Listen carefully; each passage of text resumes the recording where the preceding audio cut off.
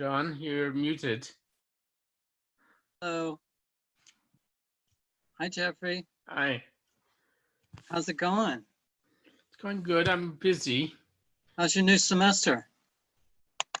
Well, that's been going for a while, but I'm quite busy with it's NaNoWriMo month, so I'm writing another novel. Oh my God. Oh my God, how wonderful. And I'm off to Europe in 10 days for a conference and some field work for my novels. So Wonderful. And you just got back from Boulder. I did, yeah. And that was a great event too. It was a great event, and we're just submitting today the text that we did together. So Wonderful. I'm looking forward to reading it. I'm very pleased with it. It's come together nicely. Cool. Hi, Marco. Hey, Marco.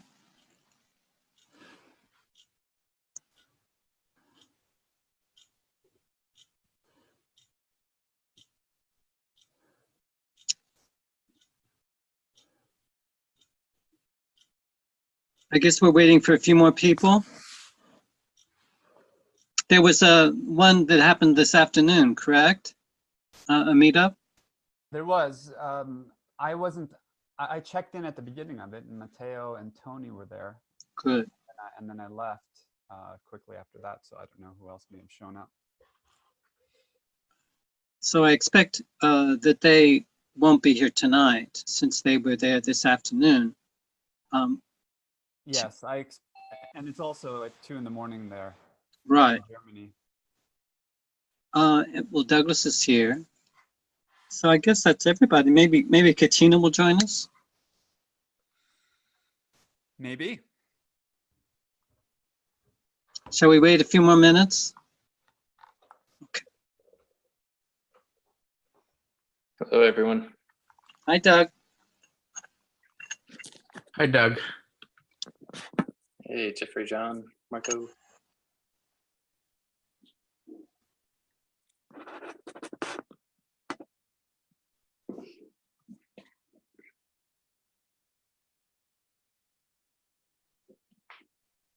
Beard is filling out, Doug.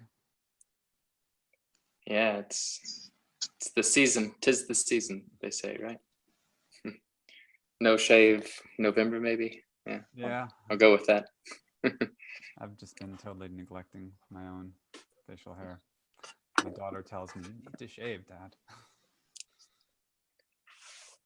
I'm going on. I got a gift maybe 2 years ago that were 3 blades, so I've been using that over and over again. Oh, the Gillette Mach 3, was it that one? No, it was Harry's. It was one of those gift buys from somebody. So all three of you have beards. I always found beards, it's harder to keep a beard than it is to shave. So I never saw the huge time management thing in the beards, but I guess you guys get something from it that I didn't. I did wear a beard for a while. I tried cutting it off for a while. I couldn't stand it. I went without it for about 8 months, and then I thought, nope, I like my face with a beard, not without a beard, and I grew it back. How long have you had a beard? Since a teenager, or? No, but my facial hair never grew very much, so I didn't actually develop any facial hair until in my late 20s, and I never learned to shave, so I just never did. Oh, okay. Well, I do think it creates a sage-like sort of demeanor. I think Aurobindo had a beard too. So I think there's a trend there. It depends on how long you let it get as to how much maintenance it requires. For me, it's really an expression of laziness because I never liked the daily ritual or the, of shaving.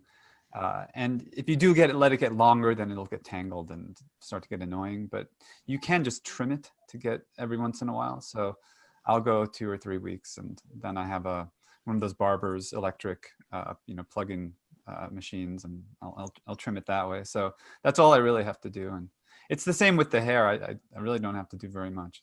It's great, actually. Well, I think we should start, guys, unless you want to share some more about your facial hair. Not particularly, no. I guess it gives me a Gnostic grounding, maybe, but Oh, yeah. Well, Aurobindo tells us we have to come up out of our bodies into this sort of transcendent. So the facial hair can stay behind, you know. Yes, that's right. You can transcend shaving or growing a beard. So why don't we meditate and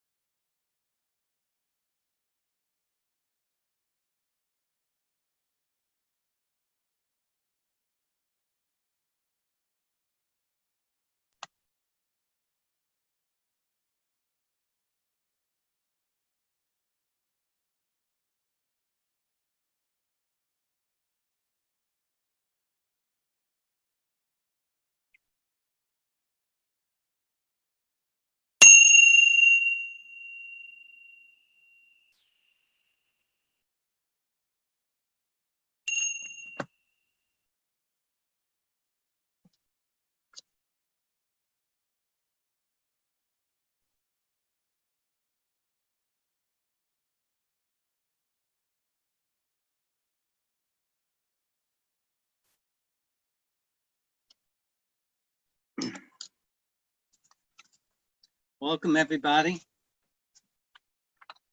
I'm certainly glad to be here. I find this chapter a particularly intense one. I just want to start off with the first sentence. As we reach into our thought, the line at which the evolution of mind into overmind passes over into an evolution of overmind into supermind, we are faced with a difficulty which amounts almost to an impossibility. I have a little chart here. I think I showed it last time.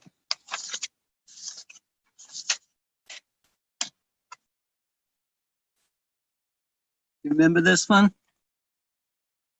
In the inconscient, the subconscient, the physical, the vital, mind, higher mind, illumined mind, intuition, and we're going from overmind to supermind. So it's this transition that he's focusing attention on in this chapter, the Gnostic being. And of course, there's overlaps between all these different levels.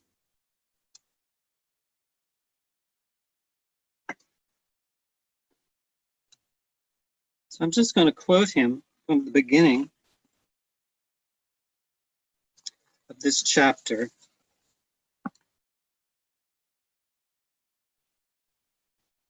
At the end of that paragraph that I just started, he says, it is difficult for mental thought to understand or describe supramental nature. And then he goes on to describe this difficulty the mental has. Mental nature and mental thought are based on a consciousness of the finite. Supramental nature is in its very grain a consciousness and power of the infinite. Supramental nature sees everything from the standpoint of oneness and regards all things, even the greatest multiplicity and diversity, even what are to the mind the strongest contradictions, in the light of that oneness. Its will, ideas, feelings, sense are made of the stuff of oneness. Its actions proceed from that basis. Mental nature, on the other hand, thinks, sees, wills, feels, senses with a division as a starting point, and has only a constructed understanding of the unity. Even when it experiences oneness, it has to act from oneness on a basis of limitation and difference. But, and it goes back to the supramental, the divine life is a life of essential, spontaneous, and inherent unity. It is impossible for the mind to forecast in detail what the supramental change must be in its parts of life action and outward behavior, or lay down for it what forms it shall create for the individual or the collective existence. For the mind acts by intellectual rule or device, or by reasoned choice of will, or by mental impulse, or in obedience to life impulse. But supramental nature does not act by mental idea or rule, or in subjection to any inferior impulse. Each of its steps is dictated by an innate spiritual vision, a comprehensive and exact penetration into the truth of all and the truth of each thing.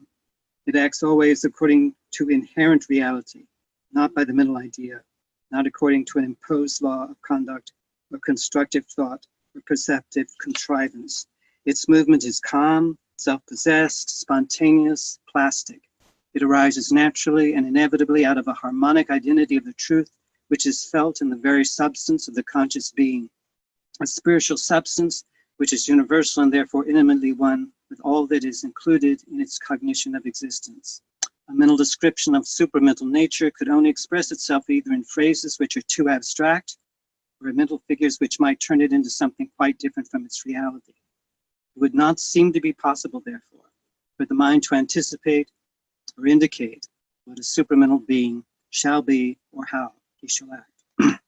So, I'm just a mental description of the supramental nature, I'm repeating myself here, could only express itself either in phrases which are too abstract or in mental figures which might turn it into something quite different from its reality. So I'm going to take a risk, and I'm going to try anyway. I was reading this at the library, and it seems this whole chapter seems to be like a theme and variations around this contrast between overmind and supermind. And on one hand it's this, on one hand it's that, on one hand it's this, on one hand it's that. It's impossible, but we're going to do it anyway. It's sort of his message here. So holding this paradox, as I was walking down the street, I saw you. Lauren is here. Hi, Lauren. Okay. So I was walking down the street, a little baffled, and sort of I was going over in my head certain models that I have been exploring as I read Aurobindo, and contrasting and comparing his model with other models that I know of. And as I held this tension between the mental and the supramental, I saw this young man walking towards me, and he had his t-shirt, and I noticed on the right above his heart, it said functional pattern in very small print. And I took that as a sign, functional pattern right above the heart. As I took that as a sign that I'm going in an interesting or useful direction. And I should just continue in this direction. So I could read more, and I probably will, and I hope you guys will as well, because I think there is some splendid writing in here. Some very ecstatic writing. But I wanted to share with you some of these analogies that I'm trying to make between the dilemma that he offers us and functional patterns that we can observe. And I believe that there is some overlaps. We've talked about, remember that story, I think we mentioned it in the last cafe, about the crow cracking the nut. So this is I don't even know the original case study. I think it happened in Japan somewhere. There's a video on YouTube, I've not seen it, but I've heard a description about the crow's behavior. So basically, the crow takes a nut and he puts it at the intersection at a crosswalk. And he waits for the light to change. So the cars go while the light is green, crack the nut. He waits for the light to turn red, so the traffic stops. And while the traffic is stopped, he goes down and he grabs the nut, which has been cracked open, and he eats it. So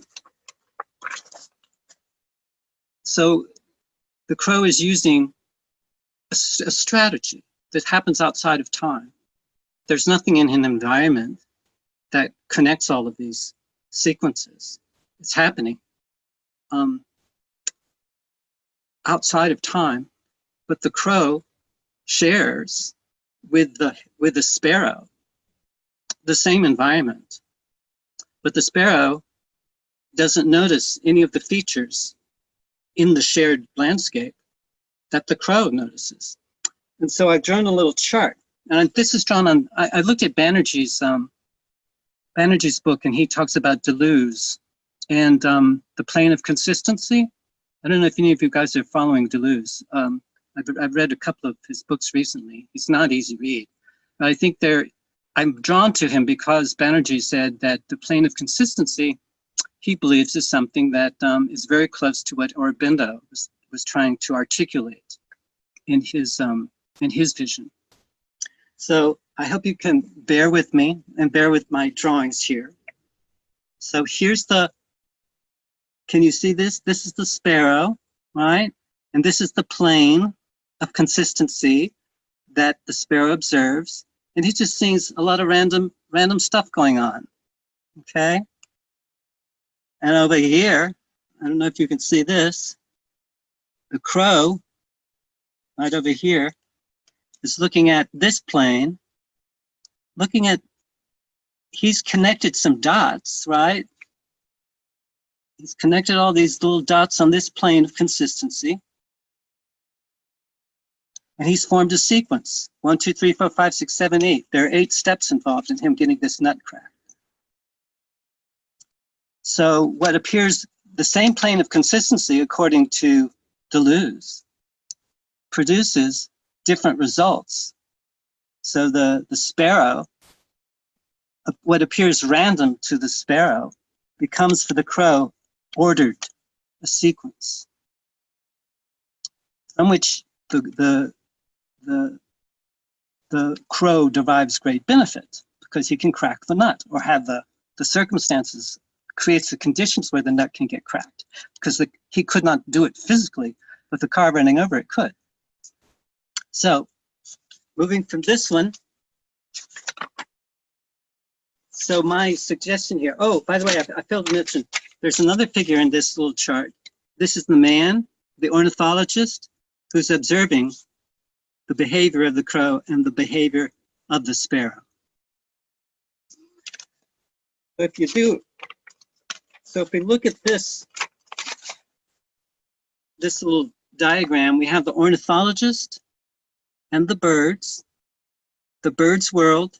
The ornithologist can appreciate and integrate the reality of the birds. So this is a layered reality.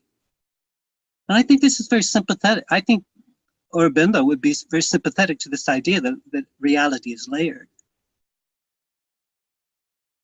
So we're looking at how, and pre-humans, before we were here, there were pre-humans who were doing this kind of stuff, who were correlating the complexity of their environments. And so this final little chart, and this is the last one, I'm just looking at the birds and the human and the cosmos and this Gnostic being. I didn't know where to put the Gnostic being. I guess you could put the Gnostic being would transcend and include the human and the birds. But these layered realities create knowledge, but it isn't a knowledge I'm coming to understand from reading this text and reading other things and some of our conversations we've had. That it emanates, but it isn't emanating from a subject. It's emanating from an encounter. And I think this is the transition from mind to supermind that Aurobindo is so he's rapturously trying to describe this transition. Because the ego mind, of course, is orchestrating things in a very narrow, self-interested way. But the subliminal self, of course, and the psychic being, and I think what the Gnostic being is able to tune into many, many layers of reality that the ego mind ignores or suppresses. So is there a relationship, I wonder, between this, the Gnostic being, and what Aurobindo's calling the Gnostic being, and this chart? Very hierarchical. In this chapter, he talks about the shining ladder. And I think this is the shining ladder. So I think this idea of this Deleuzian idea of the plane of consistency and the different layers of reality from bird, human, to the cosmos, and the idea of emanation, and our eurekas, those moments that we just say, oh, wow, oh, eureka. The prepared mind has a eureka when all these different elements come together and something new is created, a new reality emerges.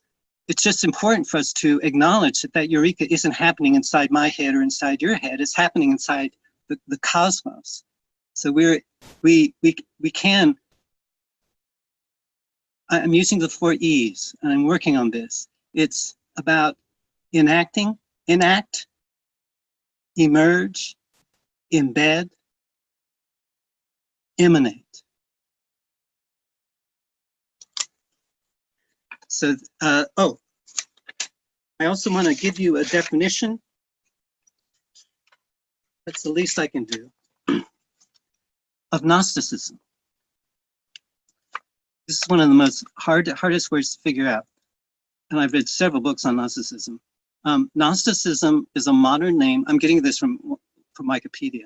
Gnosticism is a modern name for a variety of ancient ideas and systems.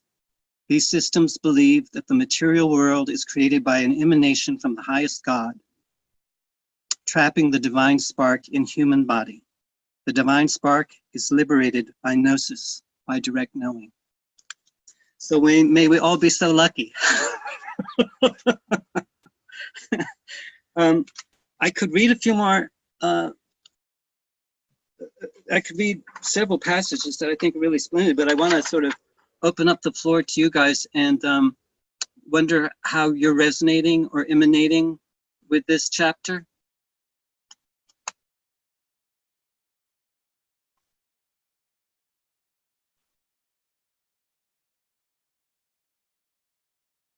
Hi, Lauren.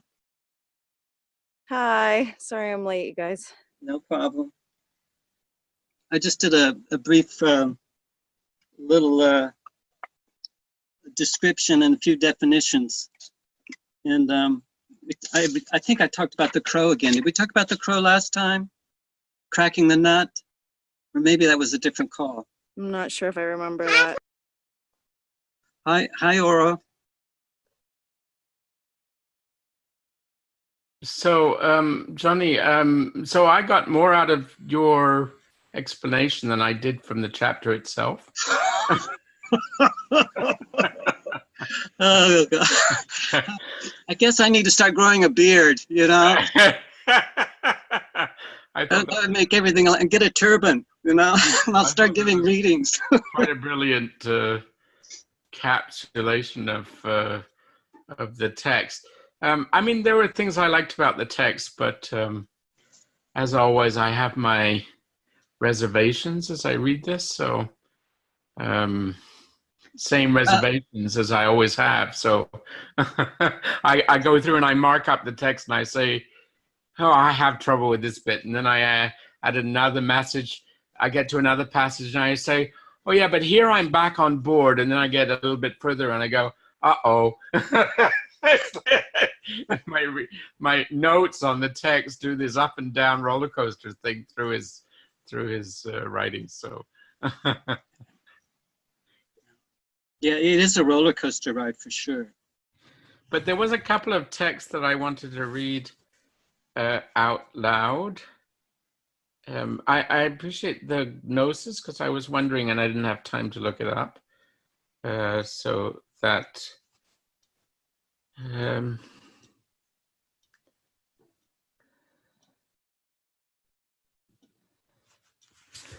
on, I need to find it now. I did mark it.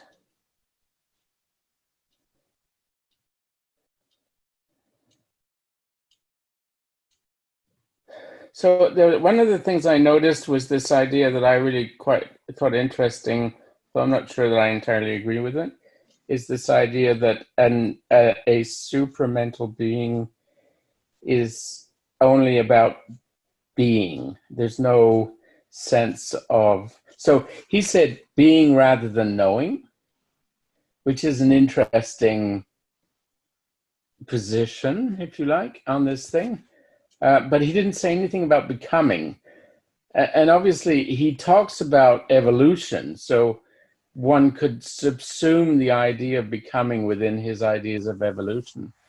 But his idea of evolution, of course, is not, it's somehow subordinate to the idea of being at the largest scale of being englobed, right, with this idea. So, whereas I tend to think of becoming as the highest level rather than being. So,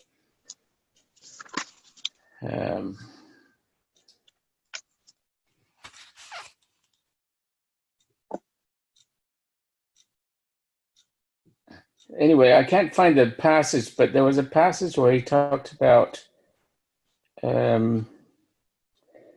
how the Gnostic being encompasses all of the levels of the individual. It was really beautifully said. I wish I could find it now, but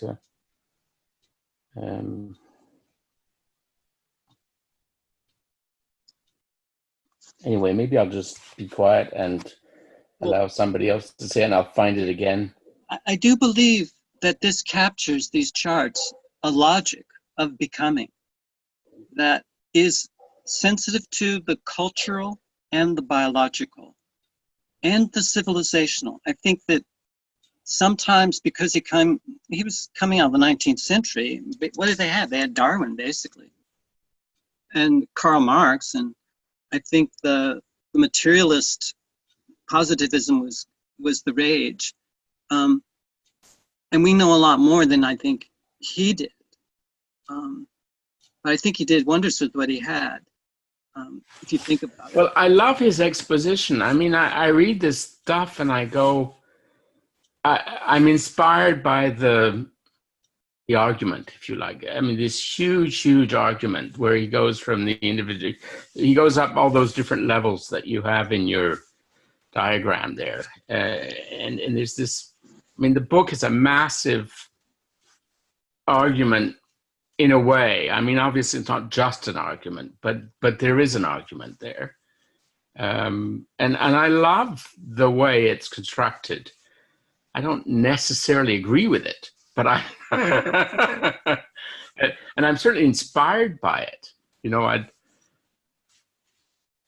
but I can't commit to it in the same way that I hear other people in the discussion sometimes doing so. But anyway, I think I'm gonna say no more for the moment. And Thank you, Geoffrey.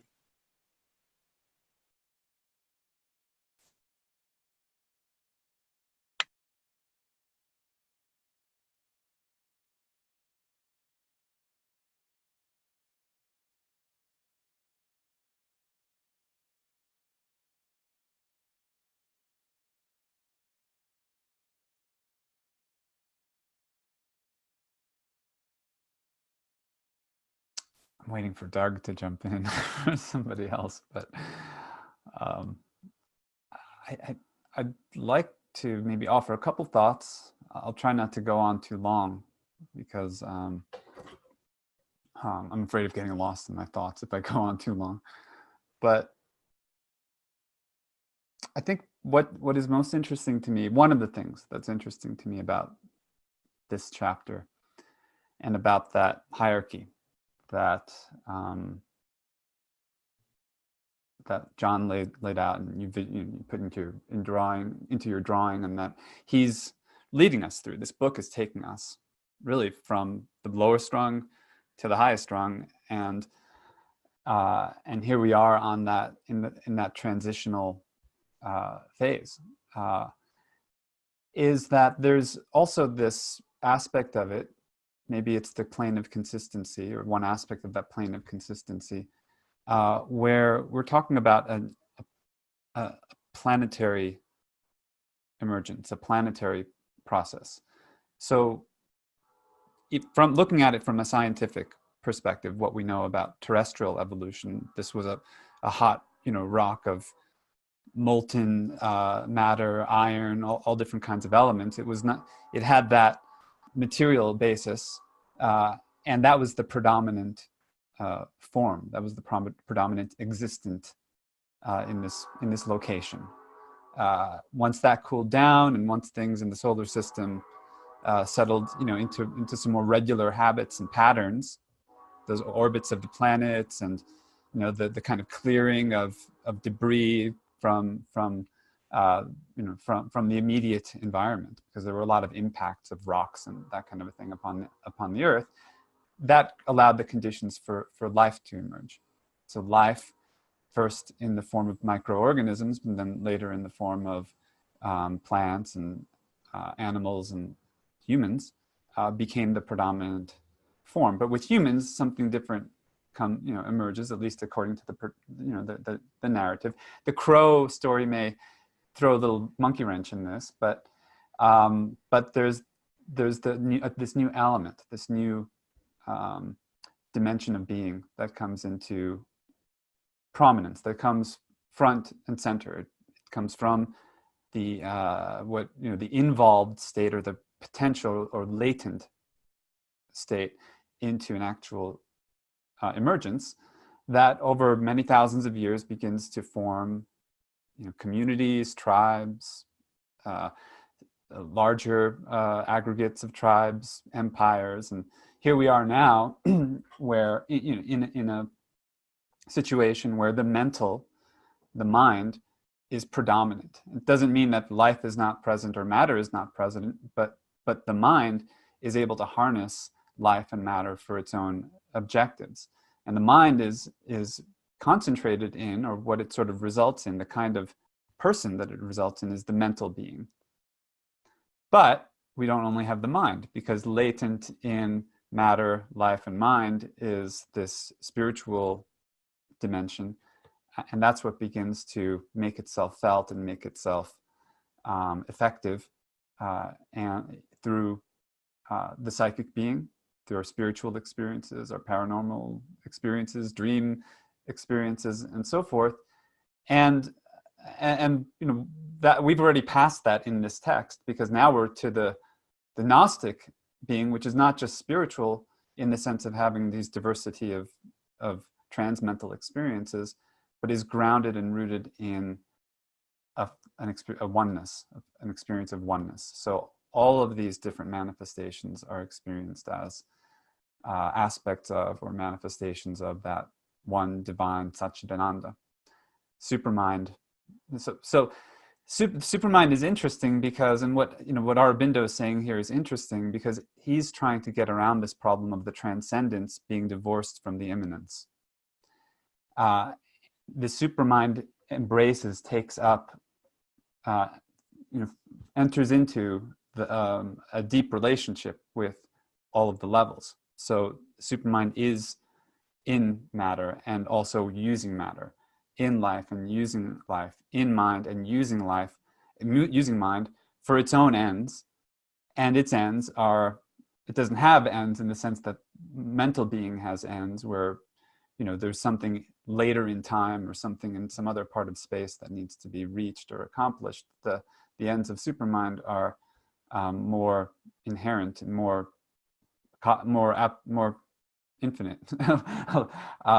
They're difficult, as John, you reminded us in your introduction, for the mind in its own terms to articulate. So he's doing this anyway. And I've been reading this chapter as sort of an exercise in speculative spiritual philosophy, in a sense, because he's telling us a story of what this Gnostic being would do were it to become prominent, what it would be like. What might we expect this to be like if we follow sort of the argument, to its logical conclusions? And it seems he had some real intuitions and experiences of this in his particular context. And but part of the difficulty is that it's in that particular context, and it's in, as you brought up, John, in the ashram setting, and it's a different game in the wider world, where we're much less filtered, we're much less protected from the onslaught of those mental and vital types of energies that tend to occlude and tend to come, in Aurobindo's telling, from the ignorance. So what's great about the ashram is that it allows you to create a focused space for communing more so with the infinite and with that sense of oneness. But as I think the evolution of the discourse in the West here, as we've tried to integrate mysticism into this culture, has kind of landed in, you have to be able to do it in the world. And that's, I think, the challenge that we've all face. And I was really inspired in this chapter, particularly by the notion of Gnostic community, a Gnostic collective, and what the principles of that would be. Like, what would a community be like where each person recognizes a common person in the diversity of their expressions? There's a lot. There's a lot we could explore there, I think, and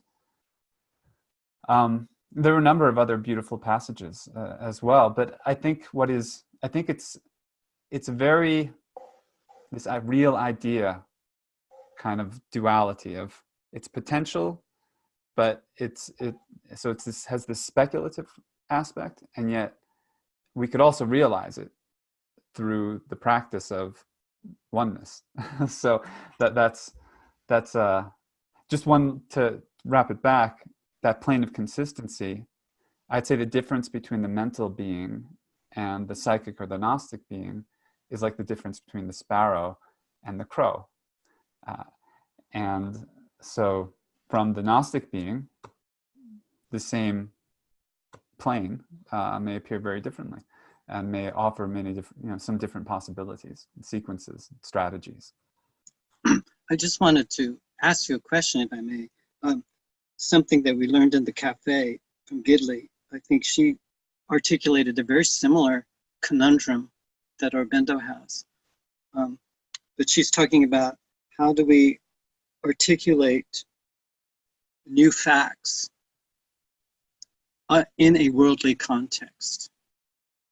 And I think you don't have to worry about that if you're in the ashram. But I think, like you said, we have that challenge. And there's something you said about the crow throws a monkey wrench into this Aurobindo's construction, his theory making. Could you elaborate on that? Well, where is the intelligence? Where is the higher intelligence? If it's not in the individual self, then it really happens in this wider context, in the cosmic context. And so intelligence doesn't just have to arise in the individual ego self, or it's not just in my head, like you said. And even a crow can have access to that intelligence and can, because of its whatever mysterious power. That's kind of weird. Crows are occult beings.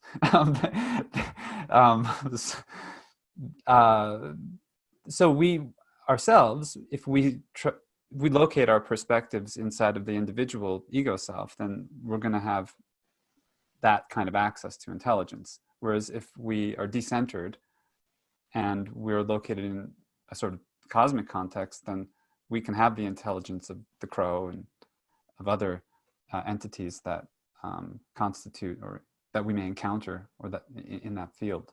So it's the locus of the intelligence. Mm-hmm. And the capacity for all creatures to create something new. Like that nut, when it was cracked, that was something new that crow had created in that context. But the whole cosmos, it bifurcates the whole cosmos. I think that's really cool. We share we're on a continuum with the animal world. I think that's so that's maybe Haraway influencing me a great deal. I think so too. And that makes the hierarchy less hierarchical. Yes, but I think that's latent in his descriptions. He goes for that shining ladder a lot, but he gets off the beaten track quite a bit. He takes quite a few tangents. Mm-hmm. And I think there is that, he isn't consistent. But that would make sense. You can't be both consistent and complete, according to Gödel. Mm-hmm. I've said enough. Me too. Thank you. I remember maybe 5 or 10 years ago reading, I think it's David Abrams. There's the spell of the sensuous and becoming animal. But those books really, at least the first few pages, he might even be talking about a crow or some bird. Actually, the cover is a crow or a blackbird, I believe. But he really creates this spell, and it takes you into what maybe our mind, or going beyond mind, what we would be like as a crow. It's as if David Abrams had that experience, so he's able to transmit that through the writing. I don't have too much else to say other than going on the sparrow, crow, the mind, and supermind. I haven't really thought about it before, but I'm having almost the terminology, the language of overmind and supermind at this point might be limiting even within the writing. Just visually seeing supermind makes you think that it will be, well, it'll be my mind, but super. But it's much more than that. It's getting to the point where you do not mind, in the layered sense of the word there, or phrase. So I do not mind when I'm in the supermind. That's how I would put it right now.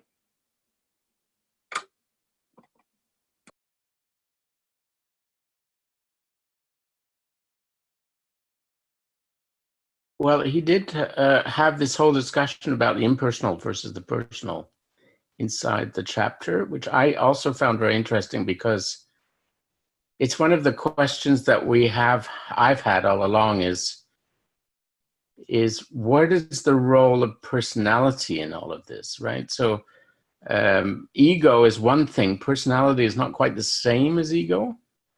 And I thought the discussion very interesting and quite, how can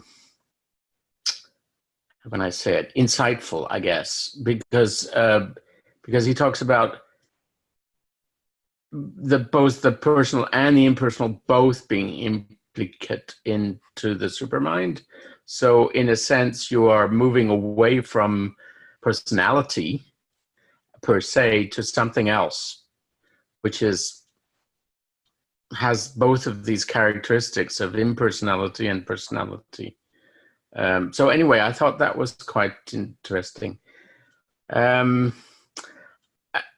I know I sound critical of the text when I talk about it, and I have my elements where I'm not, but I also, I mean, I'm still here, guys and gals. I'm still here, what, 4 or 5 months later, reading the text. So it can't be because, if I wasn't interested, I wouldn't be here, right? So it's not that it doesn't have its effects on me. It's just that, I've got a strong intellectual side, mental side perhaps, that gets stuck on issues, and some of that comes out in my ways of talking about it. But anyway, so I'm not sure that I did find the text that I wanted to read. So it's I can't give you a page number because I'm on Kindle and it doesn't know what to do with that, and I don't know what the paragraph number is. For his experience of cosmic existence will be, by its form of nature and by an individualized centration, that of one living in the universe, but at the same time, by self-diffusion and extension in oneness, that of one who carries the universe and all its beings within him. This extended state of being will not only be an extension in oneness of self, or an extension in conceptive idea and vision, but an extension of oneness in heart, in sense, in a concrete physical consciousness. So I found that a very moving passage, and this idea of carrying everything. So perhaps it speaks to the experience that I had 2 or 3 weeks ago, where I had this idea of becoming part of the universe and carrying everything in the universe with it, but it speaks directly to me, that passage, in a way. So as I say, there are many passages that cut through the resistances that I have, and then others where I'm sort of right back in the midst of it. So, which tend to have to statements like, I don't know,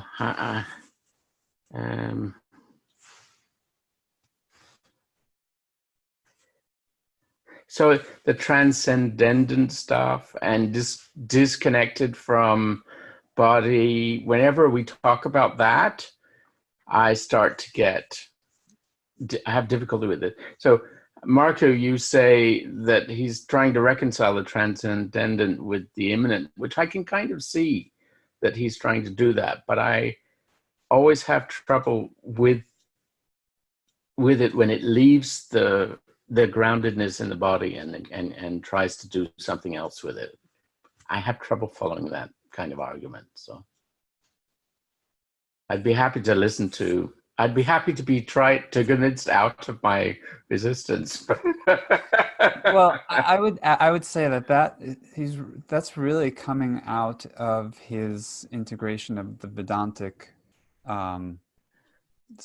side of this whole equation, and the much more predominant idea that the spiritual reality is real and the material reality is false or is an illusion, that you find in that tradition, in the Hindu and Vedantic tradition.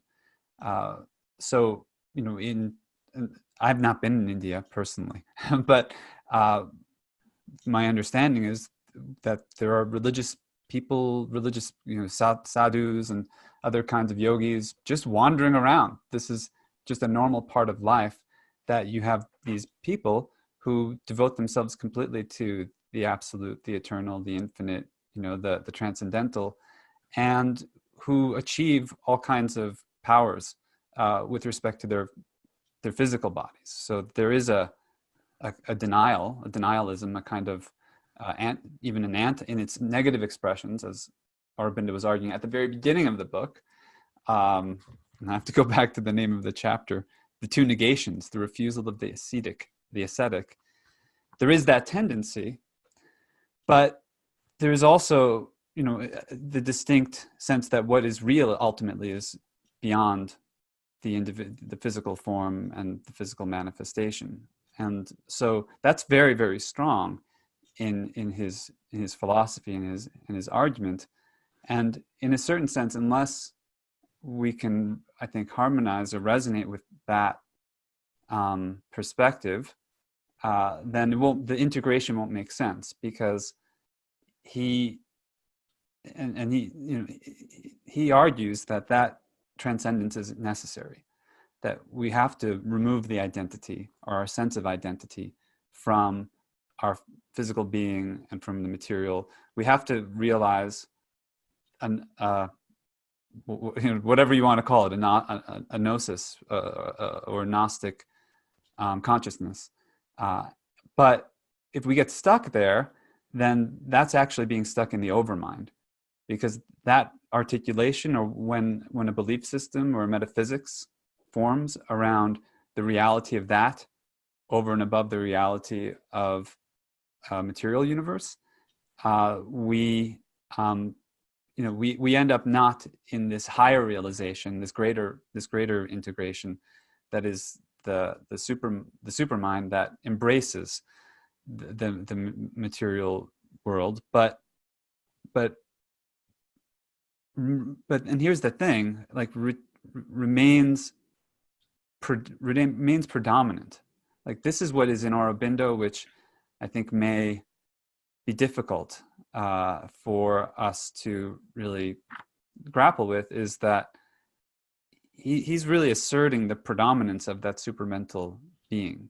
Like that, he's asserting that just as we have this mental civilization that's taken over the planet, he's just imagining a supramental Gnostic truth, consciousness based on that unity perception actually becoming predominant, actually becoming the forefront, or the obvious normal reality.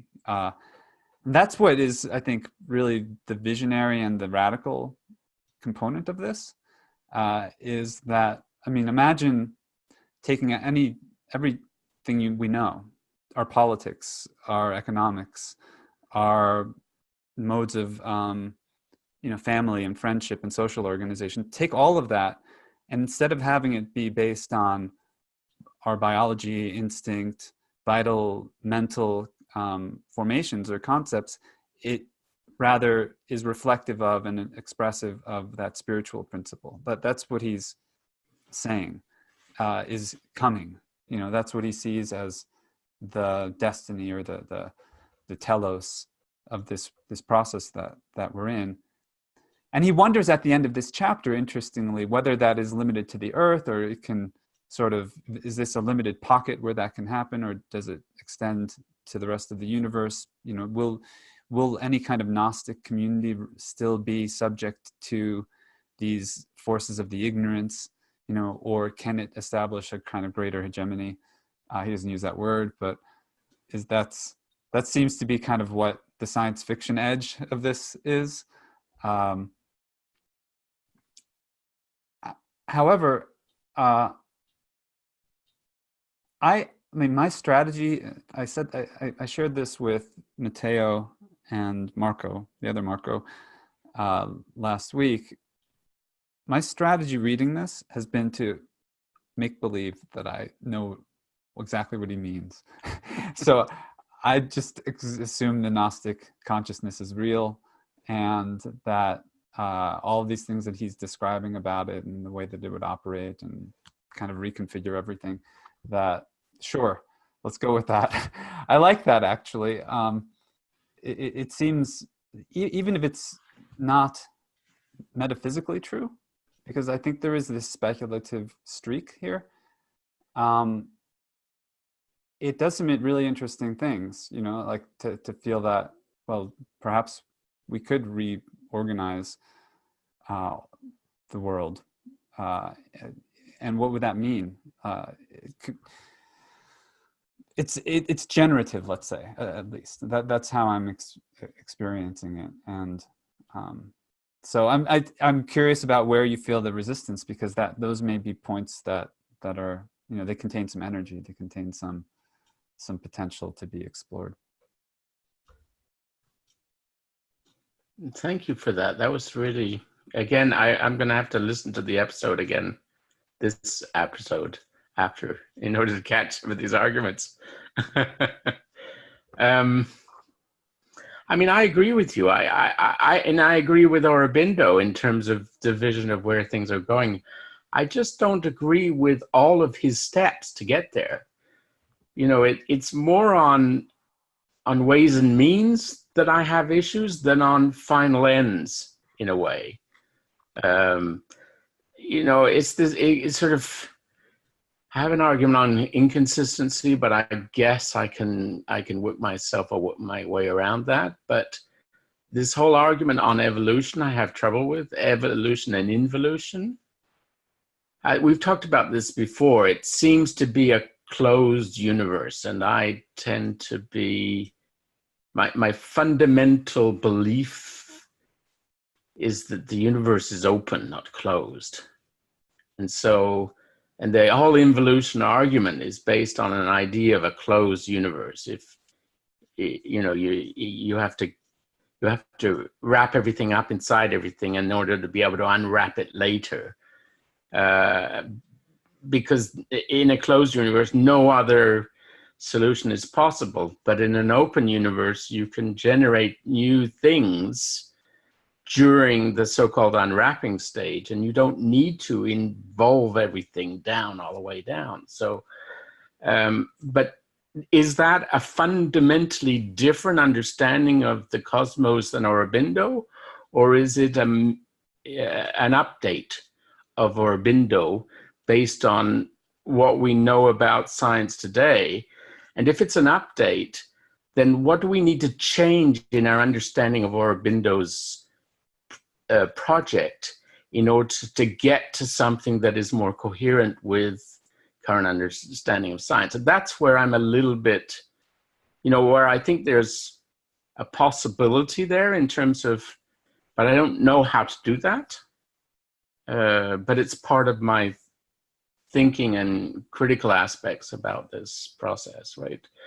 The evolution argument, of course, is this idea that progress is directed, that there's a direction to it.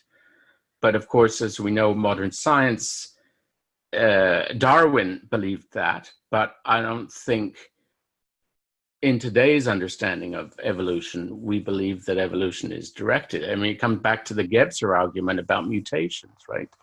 It's more a question of mutation than evolution, and mutation. So this whole argument that consciousness is somehow more important than other aspects of life. Again, those are things I have trouble with in the Aurobindo formulation of things. This idea of higher and lower, but again, is it that I disagree with the whole project, or is it a way of rethinking certain aspects of Aurobindo to get to something that is more coherent with my understanding? That's where I struggle with, where I don't know. And I know that that's a very intellectual thing, somehow. But the problem is it's not just intellectual. It's grounded in something deep within myself that can't accept a closed universe, can't accept a directed orientation, So it's not just the intellectual exercise is the effort to try and reconcile Aurobindo with my deep beliefs of things. There's an intellectual exercise there, but the deep beliefs in things is not an intellectual exercise. It's something else. So I don't know what the answer is to all that. Well, I think the crow and the bird, they both share an environment, a plane of consistency. But what to the bird is just white, the sparrow is just white noise. To the crow is an ordered pattern. So it does seem, and I'm sure that the sparrow has ability to detect some patterns that it wouldn't survive. So I think the more people there are who are detecting patterns, there are going to be more patterns to observe. And I think that the kinds of patterns that Aurobindo seems to be operating with are when he goes from the inconscient to the overmind or the supermind. I think he's going into the inner. He's exploring interior space. And that's where I'm backtracking a little bit. I apologize for my confused remarks here, but you talked about the personal and the impersonal. And he's talking about this in this brief couple of sentences. Here we are on Earth, and yet it is supposed that the ego personality is extinguished and replaced by a universalized spiritual individual who is the center and power of the transcendent being. It might be deduced that this Gnostic or supramental individual is a self without personality, an impersonal Purusha. There could be many Gnostic individuals, but there would be no personality. All would be the same in being and nature. This again would create the idea of a void or a blank of pure being from which an action and function of experiencing consciousness would arise, but without a construction of differentiated personality, such as that which we now observe and regard as ourselves on our surface. But this would be a mental rather than a supramental solution of the problem of a spiritual individual surviving ego and persisting in experience. And he goes on he seems to make a distinction. He ends up on one side of it, he goes to the other side of it, and then he returns to that side of it. But he never seems, he seems to imply that he's going to go to another level and integrate them. But I'm not quite sure that he pulls this off. But I do think if you look at this, I think I showed you this chart too of the psychic being in the center. The Purusha is the person. Prakriti is nature. So Prakriti is dealing with the outer vital, physical, mental. Purusha, the person, is dealing with the inner, physical, vital, mental. And then the psychic being is in the center. I think the psychic being and the Gnostic being are pretty much the same thing. But there's more than one just psychic being. I mean, we are potentially all Gnostic beings. So I think that's where the novelty and the nuance and the capacities to emanate in interesting ways can never be exhausted. So I wouldn't say that he's coming from a closed system. Just like the crow experiences infinity, so does the sparrow. They both are experiencing infinity, but they're different kinds of infinity. So that's why I think that those layered realities between the inner and the outer and the inner and the psychic being and the contact that we make with other psychic beings and even with other animals, I believe would give us endless possibilities. But I think the challenge we have now is our focus is so narrow, and seems the ego has constrained us to the point where we're spending all of our resources monetizing, water, the air we breathe, anything that can be monetized. Our culture is just devoted to monetizing nature. And I think that's going to stop real soon, whether we want it to or not. So I would think there are other ways of us to derive satisfaction. And I believe this is one of the maps that we can draw on to support that possibility.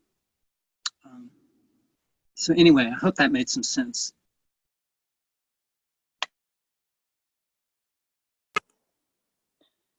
I'm wondering if Geoffrey maybe could go in a little bit more about exactly what you mean by open and closed system. Like,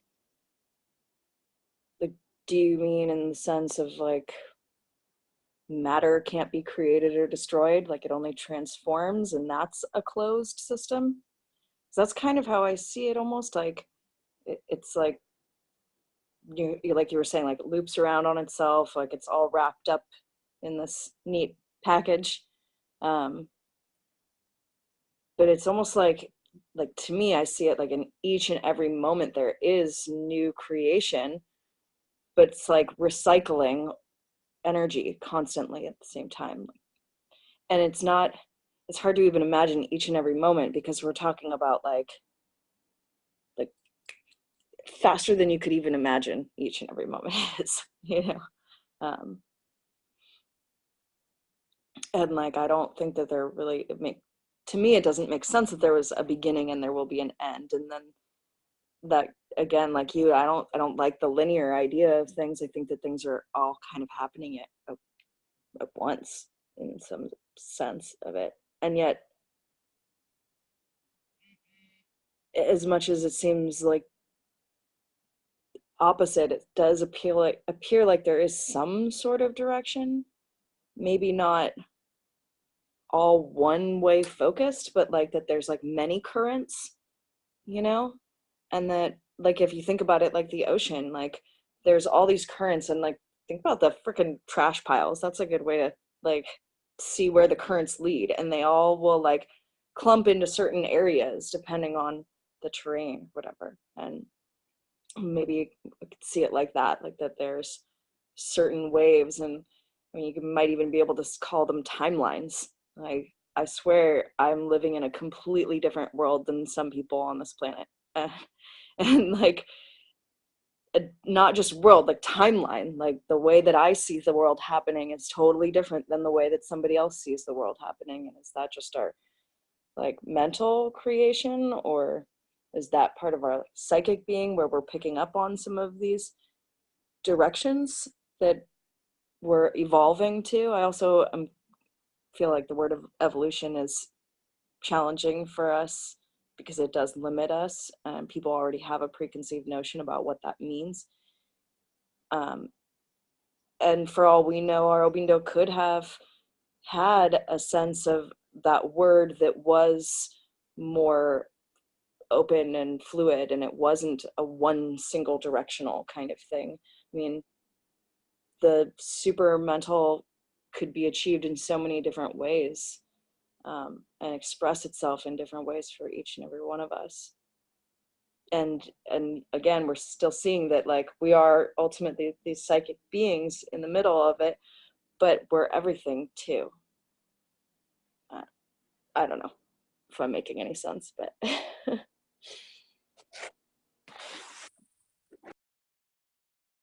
That was lovely, Lauren.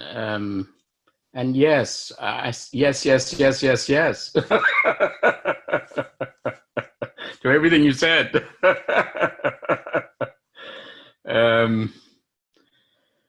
I certainly don't think about it as matter. I must admit that I am strongly influenced by Whitehead's ideas about this. So Whitehead, in his philosophy, talks about, well, he talks about different processes because it is a process philosophy, but he talks about, we've talked about prehension, which is about the way things influence each other.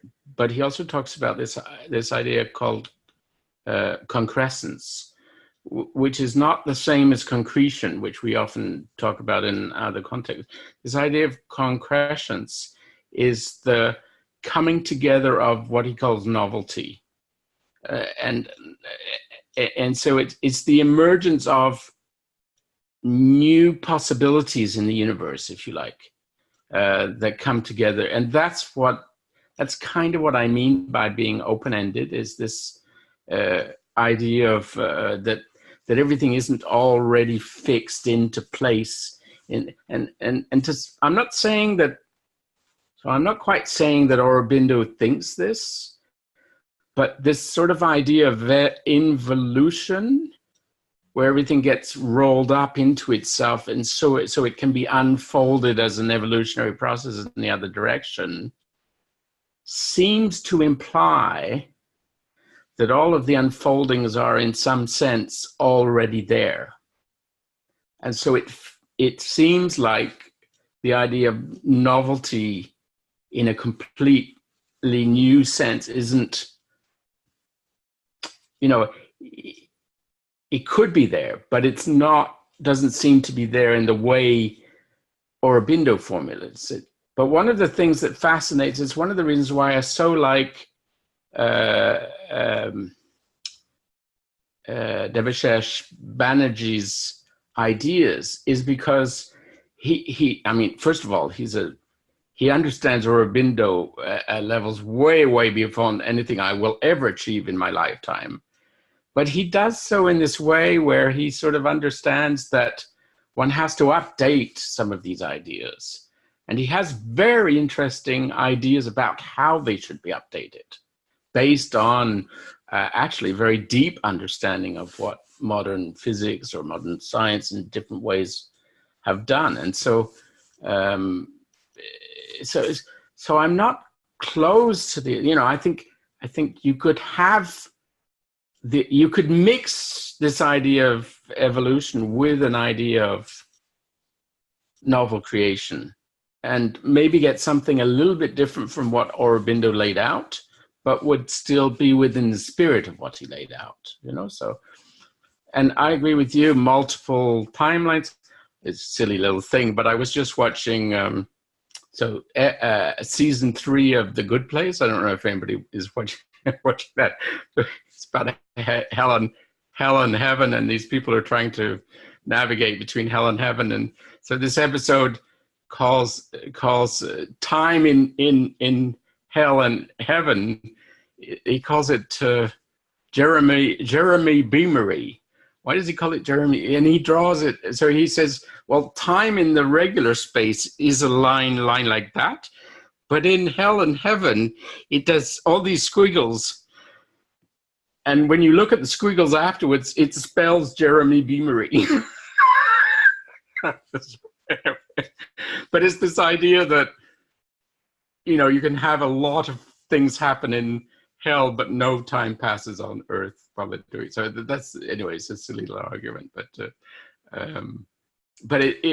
you know, it's related to what you said about time, and it can be much more convoluted than the sort of linear. Anyway, I'm trying to remind. It just reminded me of a Grateful Dead lyric where he says, such a long, long time to be gone and a short time to be there. And it's in reference to the song's Box of Rain, and Box of Rain is supposed to be the earth and where our timeline or whatever. And I think of it like when we're not conscious, like maybe between birth and, or between death and rebirth, like we're gone such a long, long time, like because time is completely different in that realm, perhaps. And it's such a short, seems at least relatively like such a short time to be here when we know about how long, say, this planet alone has been here. But of course, I mean, all of that is speculative too. Like, we don't really know how long ago anything formed. We're just guessing about time. Have any of you guys seen this little like 12-year-old kid who's like a physicist, and he talks about time and multiple dimensions and universes and all this stuff? He'll blow your mind. Like, I don't know exactly what to look up to find him on YouTube, but I know who you're talking about. Yeah, and he's like talking about how like there's this, like, in one way everything has happened already, like, but like in each and every moment, like anything is possible. There's an infinite amount of possibilities. And so it's funny to say that like everything has happened already, yet it's infinite. And so there still is the possibility of new creations. I'm familiar with Whitehead as well. I took some classes with Eric Weiss at CIS. And yeah, so like it's interesting to think that there can be new creations, and yet like every possibility may already be out there, like, but there's infinite possibilities, and yet things are still like limited, you know. I mean, I can't turn into a unicorn right now. Maybe in some universe timeline I can. But you know, that's kind of how he talks about it. Like each timeline or dimension is like these little slivers like next to each other, like in this. It's so hard to even really imagine and put it into any mental way of describing it, because it's beyond the mental once we get into the realm of time and space freedom and moving around in infinite possibilities. I shared previously, I think it was on Monday at the cafe, I talked, maybe I don't remember, but I had this experience last week. I was practicing my yoga, my dream yoga, and I was working with the energy centers, and I started to float out of the body. And this is very clunky vocabulary, by the way, but I don't know what else to use. And then I found myself in this room, but there was no ceiling, and it was a lot of light, and I was at a conference table, and I was talking to this other people, and I said, well, you know, I've been doing this Vajrayana practice, and I'm able to raise the energy up my spine and have this experience with you today. You know, I was giving this little talk to this audience in this other dimension, and it feels just like I'm talking to you guys. I mean, it was just sort of ordinary. And I mentioned that I had, this probably was due to the fact that I had a past lives in China and in Japan. And then other things happened. And then I returned to conventional physical arrangements. And I thought about that. And I realized my ego, the outer self, has no access to any past lives in Japan or China. But the psychic being has access to that. And that's what I often find, that these experiences of the psychic being and the outer self can be integrated perhaps by some individuals who are much more advanced than I am, that's for sure. I don't feel like I've integrated very much, but the little I have, I sort of appreciate where I think Aurobindo's coming from. Because I think that our brains are basically, this is not a new idea. I think it comes out of, it's a filter. It's basically a valve to keep out more, most of what's happening. So it narrows us down so that we can have this physical experience. But our psychic being is never, isn't trapped to the extent that this physical being is in this, in these constraints. But these constraints also enable certain features that can be worked with. And I think something new and novel comes out of that. So I'm just saying it's, I don't know exactly what I'm saying, but I think these kinds of experiences can blow a fuse and create depression and psychotic responses, or they can help a person modulate that, what he's calling the vital and the mental. But I do think he neglects the lower chakras. And I believe this is what those of us who've gone through drugs, sex, and rock and roll, we know there's much more going on than just the here and up here. And I think the descent is fine, but I think we should, and this is, I'm drawing upon Jorge Ferrer, who's written a book, I think, on the participatory turn, and he sort of, he compares mystical experiences from many different traditions, and he believes something new is happening among all of us who practice from different traditions. Like, I'm not a Buddhist, but I've done Buddhist practice for 20, 30 years, and I've been initiated in certain practices. So, but I wouldn't call myself a Buddhist. And I think that's that post-religious spirituality, I think, is creating new kinds of configurations. But I think the root and the sex center cannot be, I think, ignored. And I believe Aurobindo does. I think he was sort of sex phobic, and he doesn't explore the dark side of Tantra at all, for very political reasons, I'm sure. But I think that many of us who have gone through, the postmodern phase, and we're still in it to some extent, we're not that constrained. And I don't think we're so sex phobic.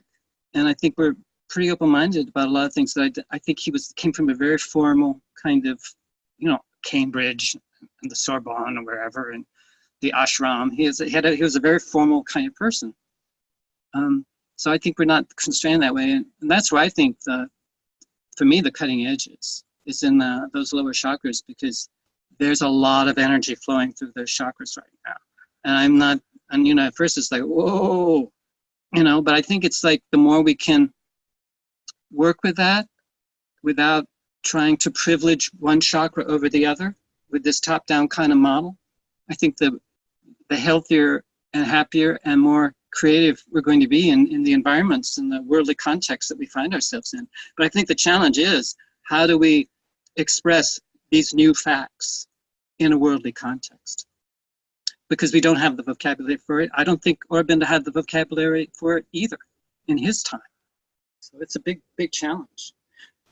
For us, how does one psychic being communicate to another psychic being in this within the constraints of our, this outer world, the necessary constraints, which also enable us.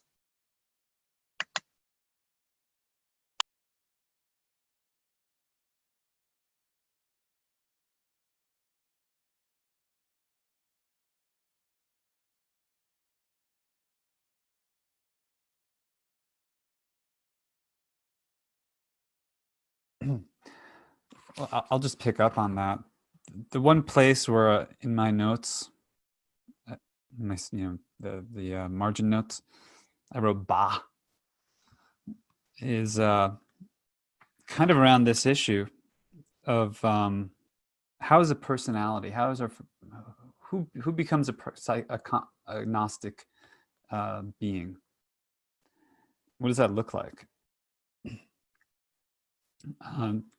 I didn't number the paragraphs, so this is about halfway through the chapter. But he talks, I'm going to read it. A supramental Gnostic individual will be a spiritual person. Okay, so P, capital P, person. This is a term that he's introduced just prior. The person is the Purusha. It's the pure consciousness that takes on or becomes involved in all the different forms, all the different manifestations. The person is there all along. I think that's an important thing to grasp, is that the person is there even in matter. It's just completely trapped, as it were. And it's the person, it's the conscious being that's actually working out these different forms in order to experience a freedom of movement and a fullness of expression. So something about the metaphysics, it's not that there's just matter and then sometime later consciousness comes, sometime later a personhood evolves. That person is there. But through the evolution process, the Purusha experiences him herself as all these different gradations of being.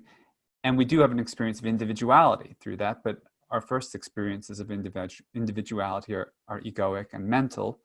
And they have to do with a narrative self, of a composite of all the different experiences we've had, memories, ideas about the past, the future. Our timelines are part of that, our egoic personalities. But then he writes, a supramental Gnostic individual will be a spiritual person, but not a personality in the sense of a pattern of being marked out by a settled combination of fixed qualities, a determined character. He cannot be that, since he is a conscious expression of the universal and the transcendent. So we do have personalities that if you can fix and determine who you are, that's an egoic personality. But neither can his being be a capricious, impersonal flux, throwing up at random waves of various forms, waves of personality as it pours through time. I think this is more of the oceanic, the kind of chaotic unconscious that just, flux and flow of different kinds of possibilities. So it's not that either. Something like this may be felt in men who have no strong centralizing person in their depths, but act from a sort of confused multi-personality according to whatever element in them becomes prominent at the time. But the Gnostic consciousness is a consciousness of harmony and self-knowledge and self-mastery, and will not present such a disorder. That's where I put the ba. It's because I don't know who has such an orderly kind of personness. Everybody I know, and every guru I know, or have ever known or known of, is kind of messed up at the level of personality.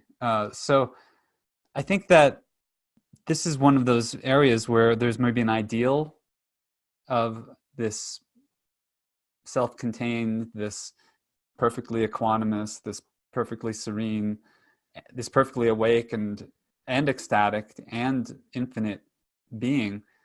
But the reality of our experience is a lot messier than that. And we may have aspects of ourselves, like, we may get our act together in various ways and integrate the supramental. But I think this is where it's still speculative, and this is where it still has a kind of an idealism, which I also resist, because I experience myself as being a lot messier than he describes. And if that's the case, then if I were to believe that personhood or Gnostic being can only be achieved by, these pristine, these pristine souls, I would just be among the damned forever. There would be no hope. So I think we have to make a little more room for the the personality and for the messier aspects and the more open-ended and kind of ragged aspects of the experience that we're having. And at the same time, you know, like what gets involved, like there's something, Geoffrey, like just to respond to that point of the, like you want to maintain an open system, but can you get outside of the universe? Can you get outside of being? Like one, if there's something rather than nothing, can you get to there not being something? So that somethingness is part of the sameness that is involved in being from the beginning, and you know, it's infinite, so it can't be limited to particular formations. But the thing that's infinite is still not. It's still sort of an absolute. So that's a difficulty for sure, because you know, any absolute that we can articulate is not the absolute, to paraphrase, you know, another spiritual text that we know. So can you have that openness and at the same time, you know, we're damned to being in a certain way, and that's part of the impetus to work things into another condition, you know, that maybe is more favorable to the kind of way that we want to be. So anyway, just if I may throw out one more point and then I'll shut up, is like, let's say a race of Gnostic beings evolved and they were able to control matter and to create a universe like the Gnostic philosophy actually, you know, maintains. Maybe they would involve some kind of pattern or game to be played out, or some kind of like that's where it gets it, I don't know, kind of weird, is when we start to consider, like, where did the structures and rules that seem to be you know, evolving, you know, through history, where do they really come from? They may not just be a expression of sort of from below, kind of matter turning into life, turning into this. It could also be that consciousness has been around for a long time and is that consciously working out different scenarios to, you know, for its own entertainment or whatever. And so we find ourselves in the midst of that, sort of trying to remember what it was that set this all off. And in the end, we'll find it was, in some sense, ourselves, because we've been here before and been doing this for a long time.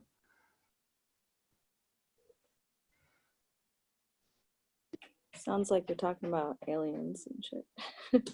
Like coming in, forming, you know?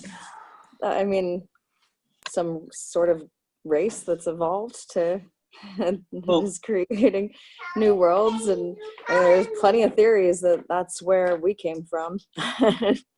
And that we're just kind of starting the process all over again.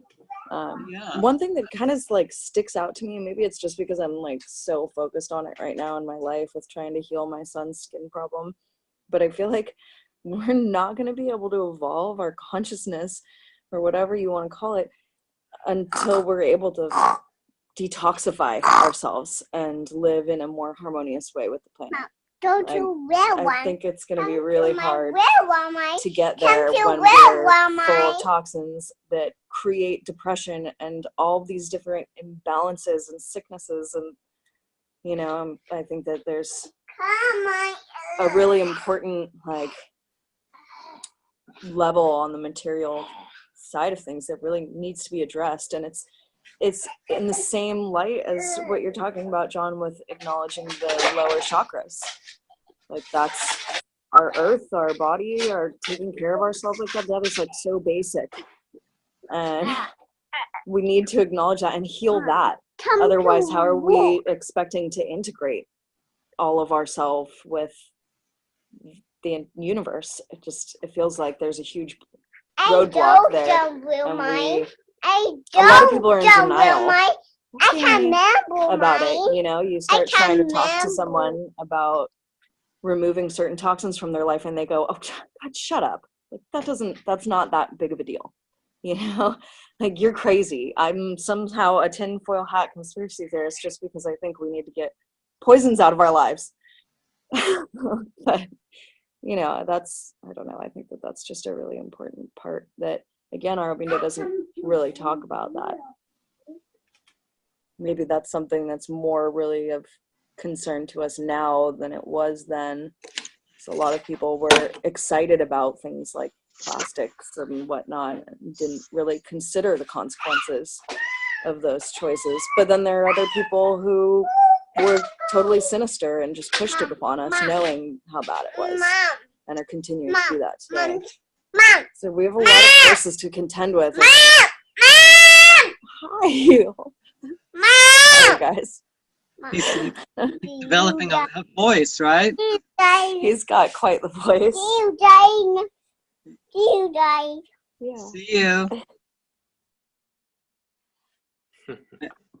I was going to, I don't know, Allie.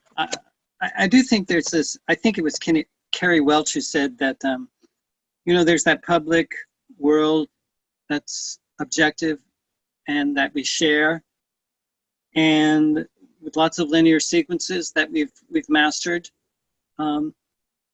And then there's the inner world, but she says nobody lives there. We live in an inner, messy, nonlinear, psychic world. And it's, so how can we make these transitions from this nonlinear, inner, psychic to this outer, very linear kind of sequence? And I think we need to do both. But I do believe, this is coming from a belief rather than something that I know, but I think beliefs for me are transitional states. So I use as if, I act as if I believe something and see what happens. And then I reject some beliefs and they drop out of my system. But I think that using that as if frame is very helpful. And I think our artists and our storytellers and our movie makers exploit this. And I think they're tapping into something that could be true. And I believe there is that psychic being who is not constrained, as the outer being is. They have fast-forwarded and figured it out and is communicating to us in altered states and different ways of knowing certain themes, motifs, sensations, flashes that we then, the outer self, can orchestrate new behaviors around that, around those experiences, what I would call evolutionary trance states, very heightened learning states. And some of these may be, in our culture, you know, we talk about UFOs and extraterrestrials or aliens. And these just may be mythical ways of making sense of these kinds of experiences. And I suspect that these kinds of experiences are not that uncommon. They're just not reported, except maybe in very close circles. But there are weird, very weird things going on this planet. And Geoffrey Kripal, he's a religious professor at Rice University, has written quite a few books on them. And I believe if we started paying attention to these kinds of experiences, which he, you know, focuses his research on, you know, I believe we would start to, you know, the outer world would be a lot more permeable. So anyway, that would be my hope. But I think that one of the myths that I like is that idea that these extraterrestrials whose civilization has collapsed, they're coming to us. They are our future. We are their past. And they're communicating to us in these pseudo-orientations in time. This is what you need to do. we will give you this knowledge, but we can't give it to you unless you take it from us, because you have to be actually smarter than we were when we were you back then. So, and I believe a lot of this telepathic stuff that's happening is about these imprints, and that we're getting re-imprinted. And I think matter needs to be prepared for these imprints. I don't believe in these platonic forms just stamping their reality on matter. I think that matter has to be prepared to receive any of this. And I believe that's what we're doing in these outer cells. And I believe Aurobindo was intuited this too when he talks about divinizing matter. That the more we pay attention to these many phases of consciousness, that gets into our psyche and our soma, and we can, in our communications to one another, create these. This emanation starts to. These sparks happen between these psychic beings that we all are. So I know this is far-fetched, but hey, why not? You know. I think we need to use our imaginations in a creative and healthy way, rather than get trapped into these neoliberal bourgeois fantasies that are going to lead us nowhere really fast. I think you would like listening to Laura Eisenhower. She's the great granddaughter of President Eisenhower, and she's like all about disclosure of alien stuff, and it's pretty deep. She calls herself she's got a lot of different ways of describing herself, but one of them is like a galactic historian or something. And so she goes into a lot of that stuff about this, potentially like the Greys or other aliens. I'm talking, honey. Honey, stop. But the basically one idea was that they want to like save themselves from this destruction that they did on themselves. Hey, honey, you need to stop so I can talk.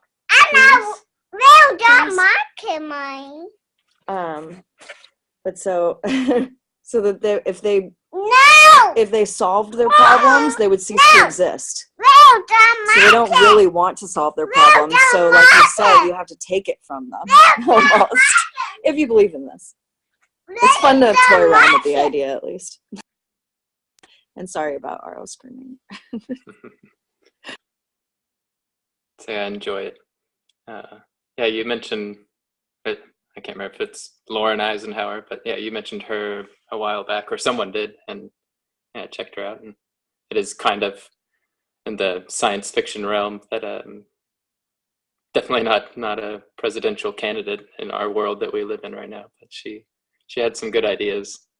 But I might take it back to the imaginal realm. I don't want to try to influence Geoffrey, but I didn't chime in earlier. And I know you mentioned Dune, the Dune series, as being one of your main influences.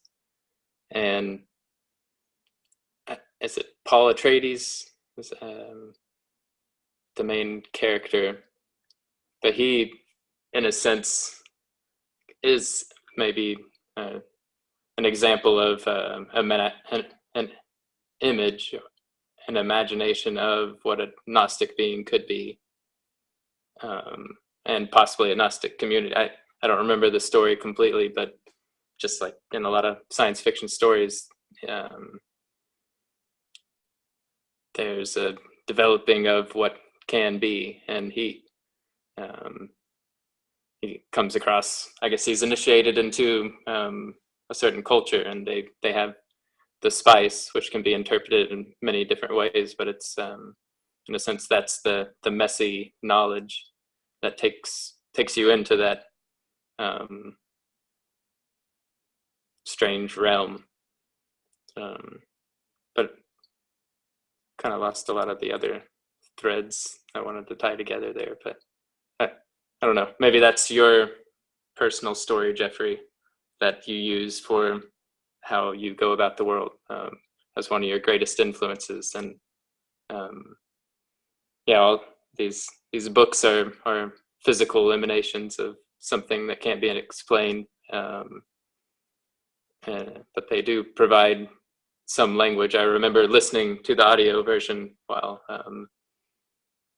doing my work, since I frequently drive certain days. I'll have hours at a time to listen to audio, and that book really sucked me in. The part where he had, I guess, one of the initial parts when he's placing his hand inside this box, that he essentially has his hand mutilated and burning on fire, or the ultimate pain, when really there's probably nothing going on in the box. It's maybe multi-layered definition of what our journey into the unknown is, and he's able to kind of pull through. Even I can't remember if he was told like, no, there's nothing going on here, so be strong, but it's the explain it to me again. But he had to put his hand in the box. He was told that there was a poison needle, that if he tried to pull his hand out, the needle he would be jabbed with the needle and he would die. So he had to keep his hand in the box. Okay. But the box gave him neurological pain, extreme neurological pain. So, and the argument that was given was that an animal, when faced with that pain, would pull the paw out and face the consequence of dying, but a human could overcome the pain and keep that. And so it was a test to see whether or not he was human.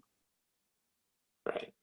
So my interpretation is obviously taking it out of proportion, but it was kind of my metaphor for just staying with the trouble, going past this human life into something else. But obviously that's not what it's about. But well, I would have said Paul Atreides isn't the right character, but his son, Leto II, is the main character of the book called God Emperor of Dune, which is the 4th book in the series.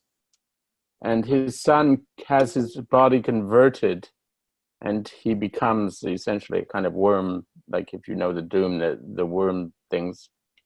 And he lives for 10,000 years in order to try and help humanity organize itself better. So he's probably more the character that you're thinking of than Paul himself. So I recommend that book. If you keep going with the series, I would highly recommend that book.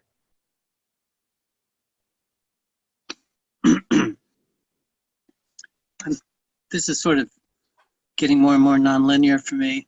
I'm just looking at this passage about the person is larger than his personality. And it may happen that this inner largeness overflows into the surface formation. The result is a self-expression of being which can no longer be described by fixed qualities, normalities of mood, exact lineaments, or marked out by any structural limits. I remember, this was quite a while ago, I was watching on TV with a friend who was very ill. He was actually the last phase of an illness. So if you've ever taken care of people who are close to death, there's an atmosphere. And I remember Marcus was lying down, and I was lying down next to him, and I was watching TV, and there was a concert. It was a Yo-Yo Ma playing the cello, playing Rachmaninoff cello sonata.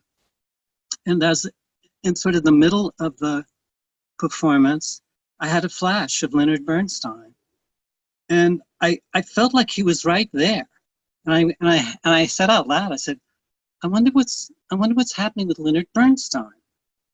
And the next day, I'm reading the New York Times, and it mentioned that Leonard Bernstein died of a heart attack while listening to Yo-Yo Ma play Rachmaninoff's sonata on Sunday.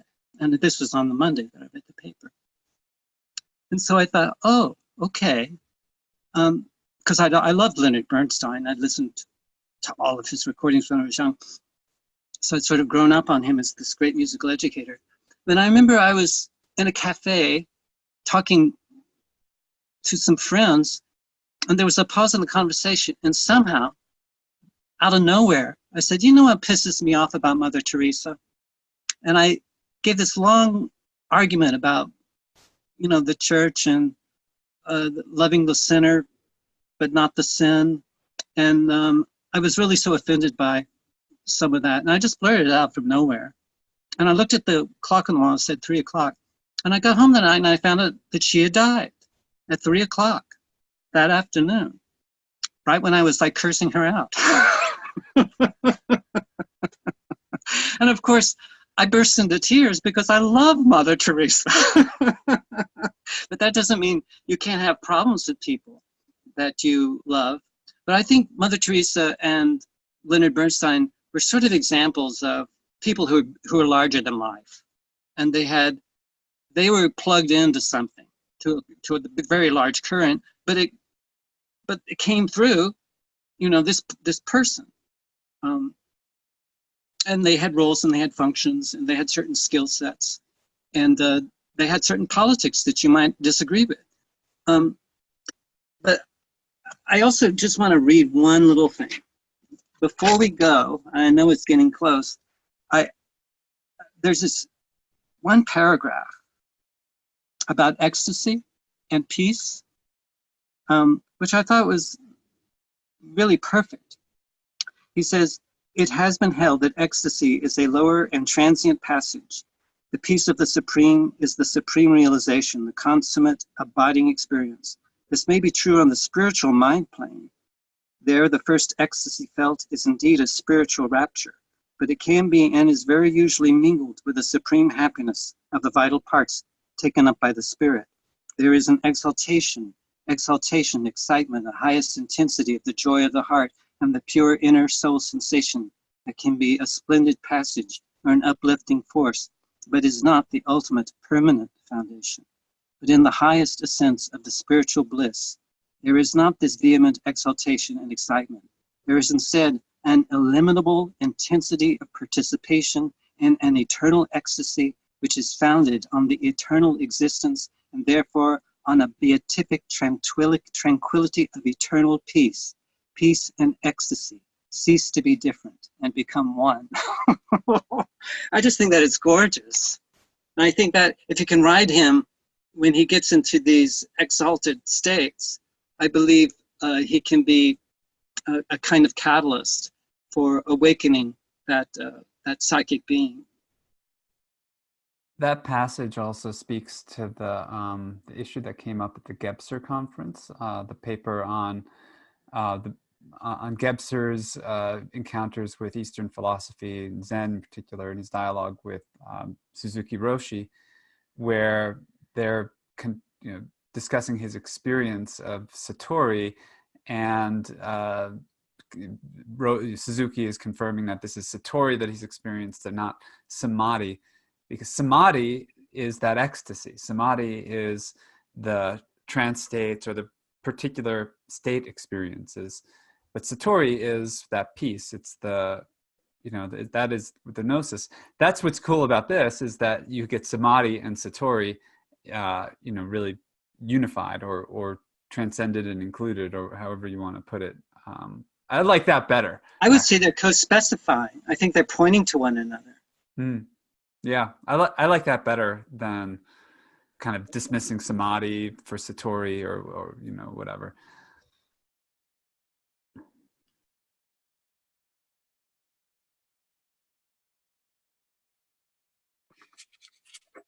They're emerged and embedded, emanating from each other. I did some fun doodles while we were talking, but this one was cool. I like this little eye or something.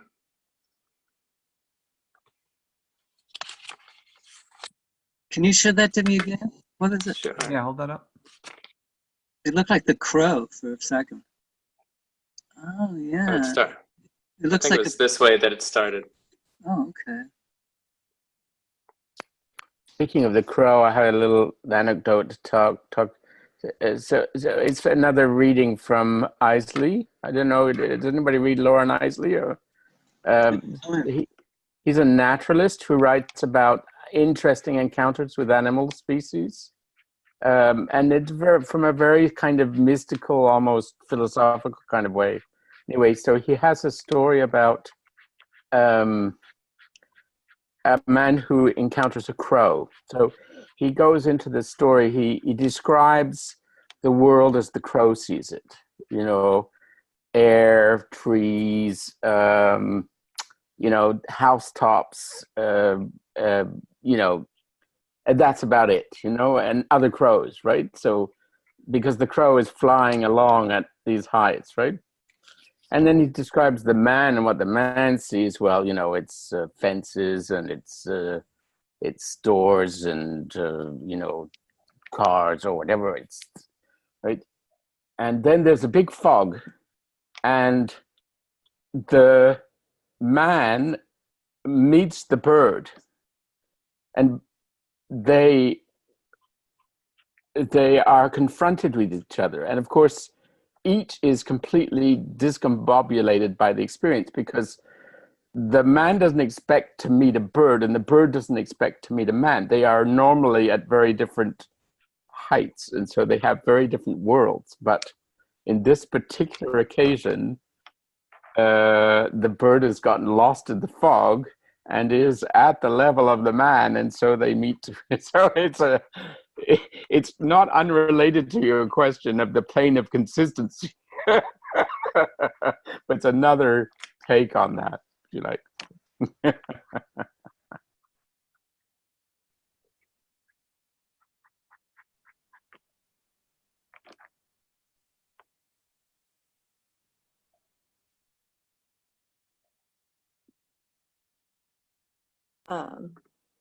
I've not read who you're speaking of, but I'm very much into like animal messengers, I guess you could say.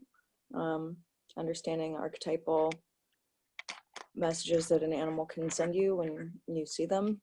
Like, I have particular animals that when they show up, it's like certain things that means to me. And I think that's like part of the experience, for me at least, of like integration and experience and bliss and peacefulness, is like I'm seeing this cohesion or something with the universe, and things seem to be flowing, and I'm getting the right messages, and I'm giving my thanks for it too. I think that's something that's actually really important. My friend had this story of riding along with a Native American friend of his in a car, and they're like on some desert highway, and all of a sudden this coyote runs across their path, and his friend pulls over the truck real quick and like gets out, and he does a little prayer and offers some tobacco, and my friend's like, was that really necessary? Like, couldn't you just like give him a little prayer as you drove by or something? And he's like, no, you don't understand. Like, this is how you do it. I don't believe you have to be that extreme, but I do believe that like there is an importance in acknowledging things that come along to us, and that helps us be present and in a state of bliss that's peaceful. And just like that passage you read, John, I thought that was beautiful as well. I'll post a couple of references to him on the site if you like, Lauren. You'd like his books if you like that kind of thing. He wrote one called The Night Country, which is, he's an American naturalist, a very, very interesting man.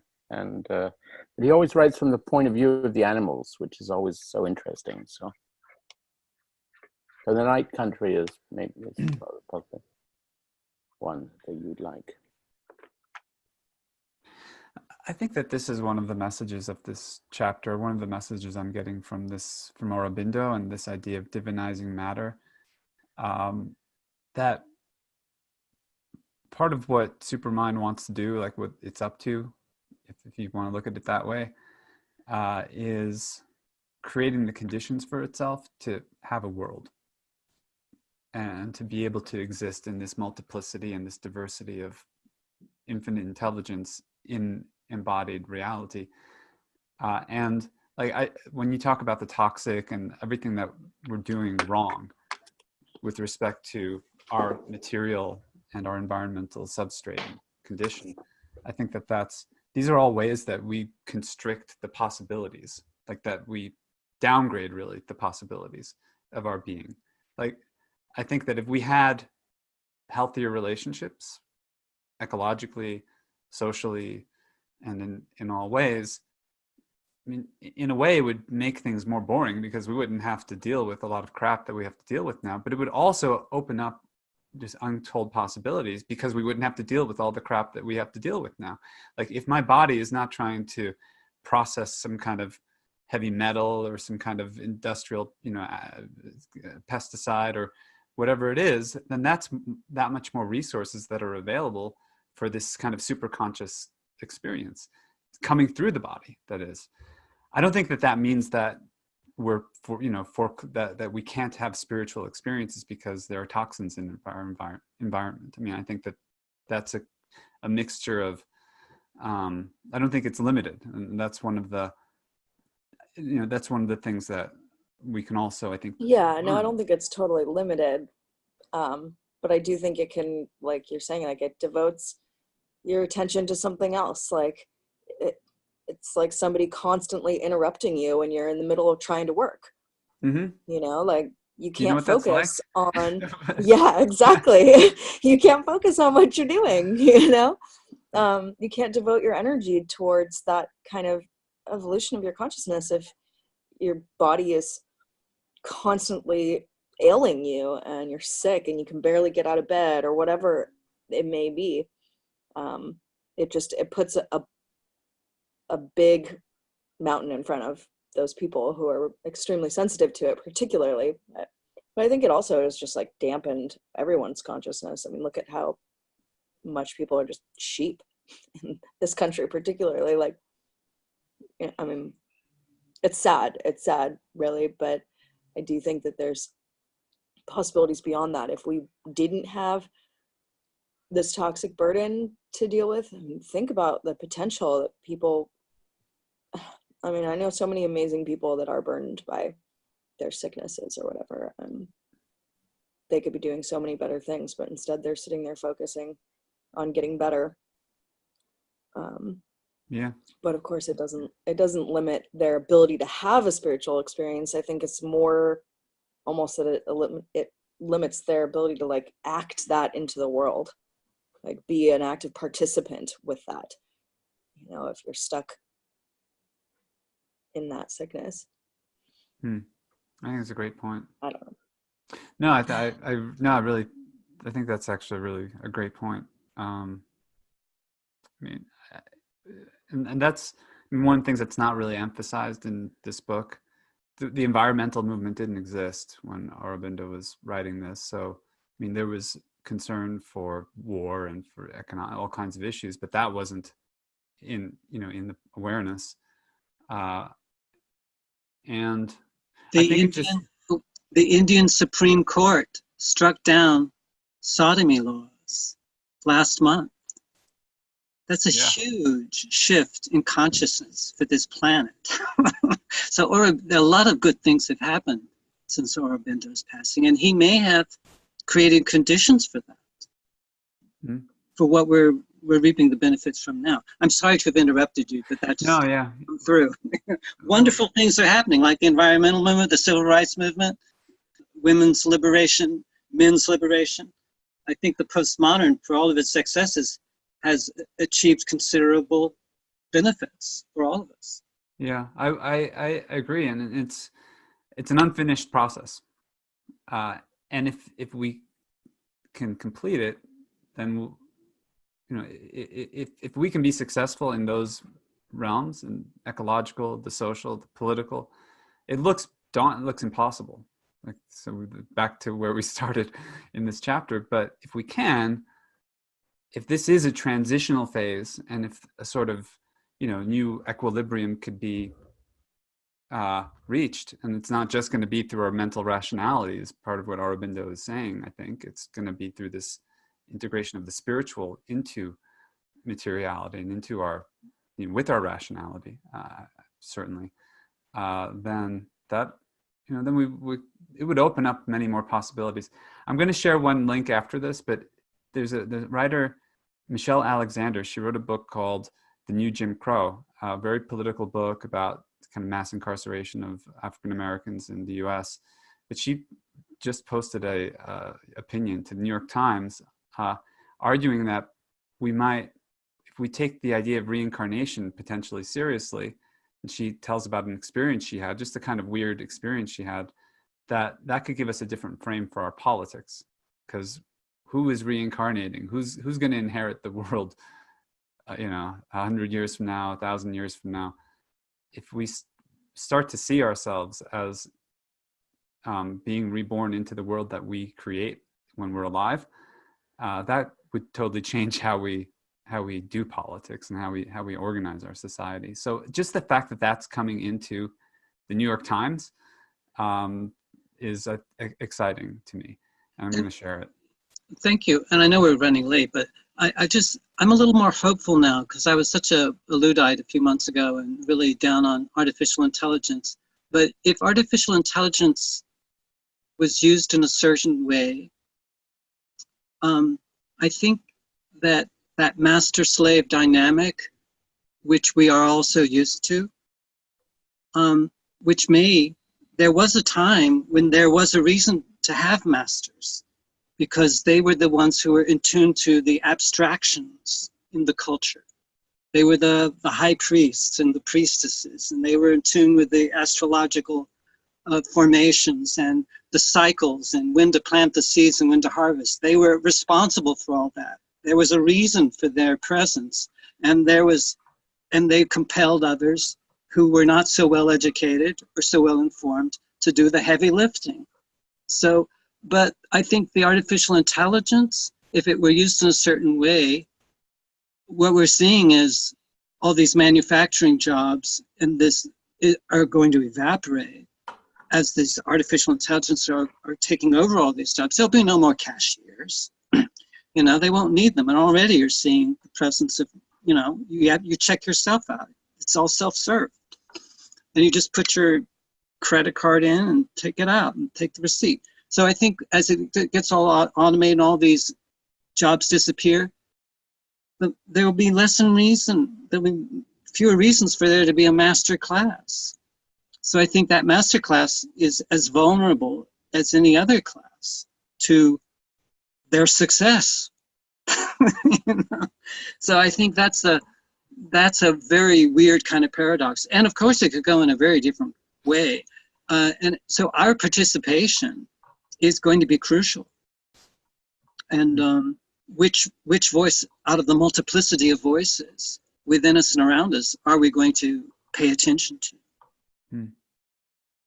I can't wait to read that article. That sounds great. Well, last words before Duggins? Had fun tonight. Yeah, it's a good conversation. We have one chapter left. The peak is within reach. It's right there. Then we can climb down this fucking... I'm going to ski, I think. Thank you all. Good night. Night.